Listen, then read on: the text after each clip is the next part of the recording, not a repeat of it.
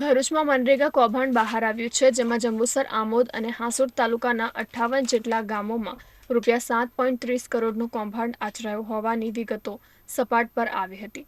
પોલીસે આ મામલામાં સ્પેશિયલ ઇન્વેસ્ટિગેશન ટીમની રચના કરી તપાસનો ધમધમાટ શરૂ કર્યો છે. ત્યારે સમગ્ર મામલે કોંગ્રેસના પ્રદેશ મહામંત્રી સંદીપ માંગરોળાનું નિવેદન સામે આવ્યું છે. સંદીપ માંગરોળાએ આ અંગે જણાવ્યું હતું કે ભાજપ સાથે જોડાયેલા કેટલાક મોટા નેતાઓની સંડોવણીને કારણે તપાસ પ્રભાવિત થઈ રહી છે.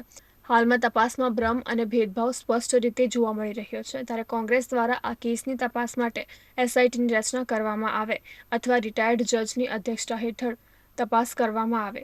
સ્પેશિયલ પબ્લિક પ્રોસિક્યુટર તરીકે એસઆઈ ધારિયાની નિમણૂક કરવામાં આવે, જે તટસ્થ અને બાહોશ એડવોકેટ છે, સહિતની માંગ કરવામાં આવી છે. સંદીપ માંગરોળાએ આ અંગે મુખ્યમંત્રીને પણ પત્ર લખ્યો હતો. કૌભાંડના મૂળ સુધી પહોંચીને આ જે મનરેગા જે યોજના છે, એ મનરેગા યોજના ગરીબો માટેની યોજના છે. ગરીબોના રૂપિયા જે ભારતીય જનતા પાર્ટીના ગાંધીનગર કમલમ સુધી પહોંચે છે, ત્યારે એની સામે કાર્યવાહી થવી ખૂબ જ જરૂરી છે.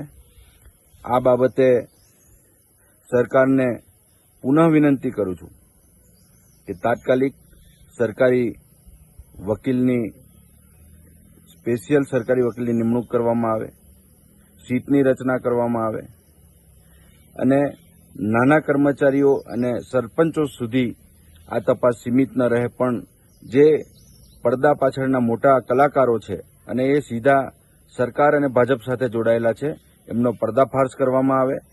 સરકાર આ બાબતે કેટલી ચિંતિત છે એ આપણને બચુ ખાબડના પ્રકરણ ઉપરથી જોવા મળે છે કે બચુ ખાબડ આજે પણ સરકારની અંદર ચાલુ છે.